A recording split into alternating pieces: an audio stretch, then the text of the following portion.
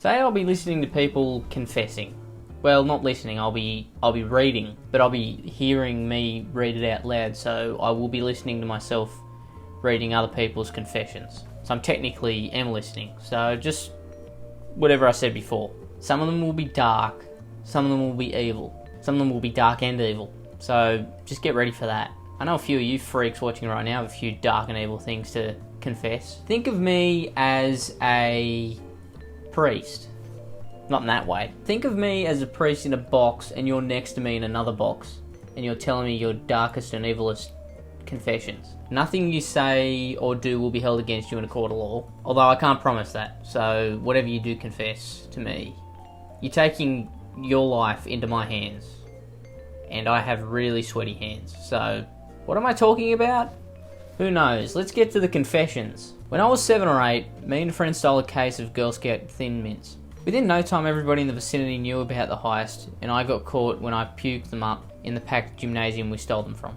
So what you're saying is I should never take you on a bank heist. If I were to rob a bank, if I were to become a bank robber, you are the last person I should call. What happened to bank robbers? What happened to thieves that I could respect? That's what I want to know. You know, people steal from like Target now.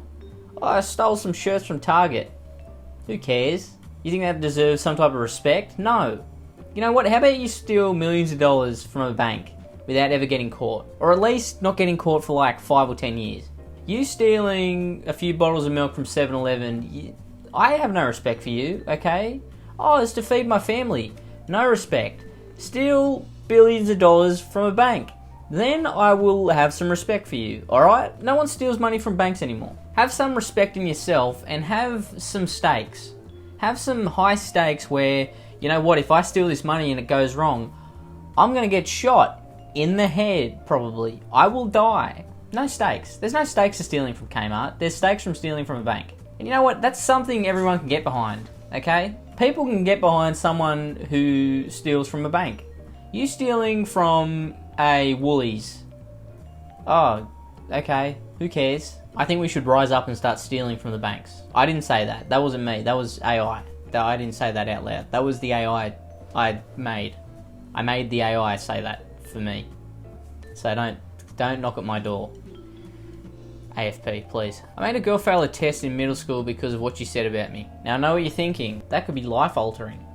1, not really. It's middle school. What's that, like year 4 to 7? Secondly, what did she say? Did she make fun of your height, even though you can't control that? It's just in your genes. You think I can control that? Sorry, it's bringing a lot of stuff up. For context, I have a less severe case of Mobius syndrome, more like Morbius syndrome. I had to. It's right there. I don't even know what Mobius syndrome is. That it could be a severe illness, and I've just. I hope Mobius syndrome gets cured. So I think, what is Mobius syndrome? Let's see what I'm currently making light of. A rare birth defect mainly affects the muscles that control facial expressions and eye movement. That was what I said before. That was AI. That wasn't me. That was the AI the AI that I made. It's out of control, and I should probably shut that AI down because it's getting me into trouble. So in middle school we had swap seats and I sat next to this girl, Jolie. Dumb name, Jolie. Her friend Stacy sat behind us. Fake names. Okay, I was going to say these got to be fake names. Jolie and Stacy? People aren't named that. They're not real people. They're people in music. There is no person in the world named Stacy. That's just a made up name for the song. We had to move seats and her friend started to talk to her.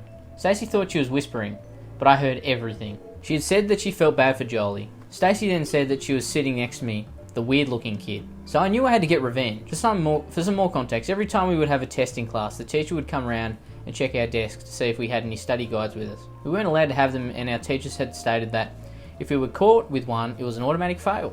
So next time we had a desk, I snuck a study guide into Stacy's desk and waited. When the teacher came round to Stacy's desk, she had found the study guide. Stacy tried to tell her it wasn't hers, but the teacher wasn't having it. She made her sit off to the side and failed her for the test. Stacy was crying, and at the time I was laughing in my head. Do I feel bad about it now?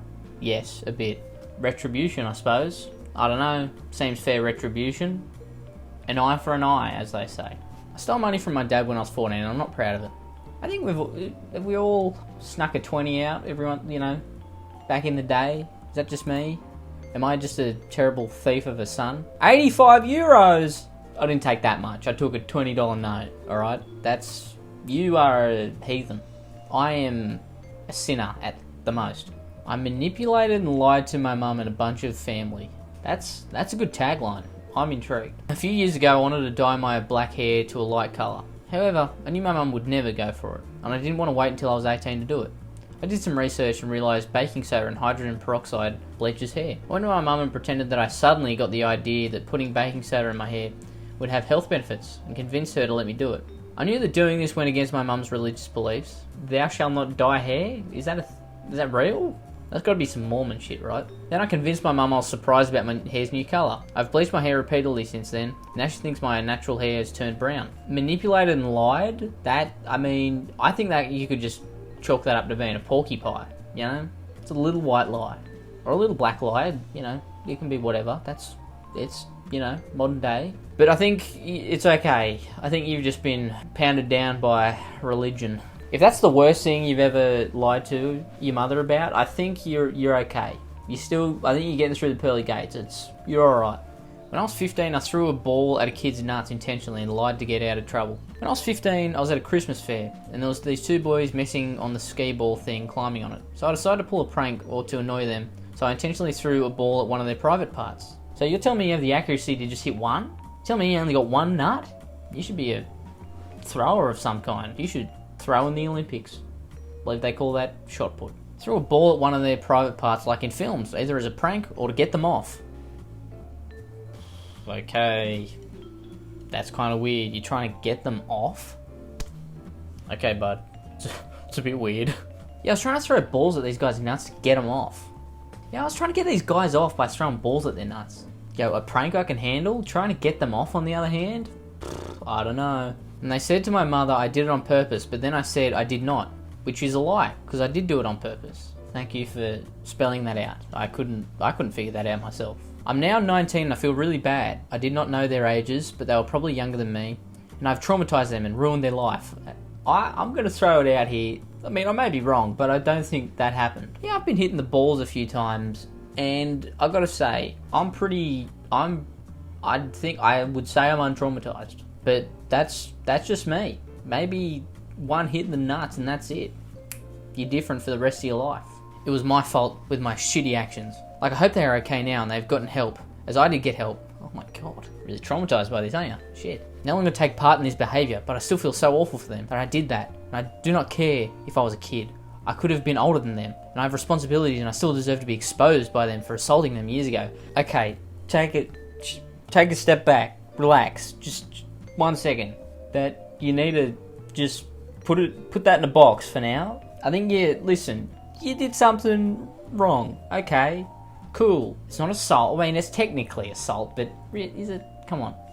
My guess would be that they're fine. They probably don't go, that guy, I can't believe that guy assaulted me. It's alright, you don't need to be exposed. You threw a ball at a kid's nuts. It's no big deal. You didn't kill someone, okay? You didn't maim them for life. I think you're good. You're putting too much pressure on yourself. You threw a ball at a kid's nuts.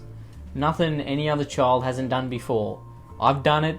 You've done it. We've all done it. It's funny. I have a feeling they haven't been in therapy for years and years because they got hit in the nuts by a ball. If they have been in therapy for years and years, it's probably something deeper rooted. I don't think they've spent time in a therapist's office trying to get to the root cause of why everything's wrong in their life, and they've finally gone, oh my god, it goes back to a day 4 years ago when I was hit in the nuts by some unnamed child, and he ruined my life. My balls? Never been the same since. Every time I see a ball or look at my own, I have flashbacks to that day. Every time I monkey around on a skee ball machine, it all comes flooding back. And you know what? I think that's why my life is ruined. I think my life has been a mess up until this point because I got hit in the balls by a random child with another ball. I don't think that happened. So let yourself off the hook. It's okay. I stole chips and sodas from a dollar store every day for 6 months. You know what you could have been doing for 6 months? planning out a heist, thinking, how am I going to get into that vault without being shot dead instantly? That's what you should have been doing. But no, you had to steal chips and soda. Was it worth it? You could have been a millionaire by now. But yet, you had to go the easy route. This is why the world's dying. Because no one is ambitious enough to steal from a bank. This is why there are no modern day heroes these days. Because no one will stop a train carrying bars of gold in the middle of the tracks and heist it. This is why America is going down the fucking whiz bin. Because there are no dreamers. To dream a dream of one day getting into that vault. Or one day getting into that carriage of a steam train. Because there are no Jesse Janes. There are no other bank heisters willing to sacrifice their lives to steal multiple millions of dollars. That is my campaign speech. I'm running for Year 6 sports captain. So if anyone steals that, I'll know. Because I got it on record. Vote for me. Shifty D. And I will put Coke in the bubbles. I rest my case. Alright, enough joshing around. We've had fun looking at people's dark and evil confessions. Some more dark and evil than others. I think some people have just been a little bit too hard on themselves. Anyway, thanks for watching. Like and subscribe. Sorry to the person who had Mobius syndrome. That's on me. I should have read further. I hope you live a long and painless life. And happy. Goodbye.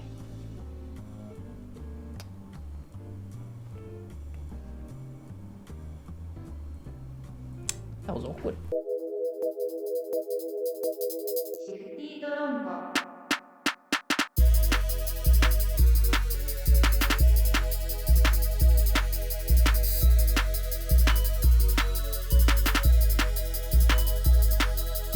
I love Shifty Drongo.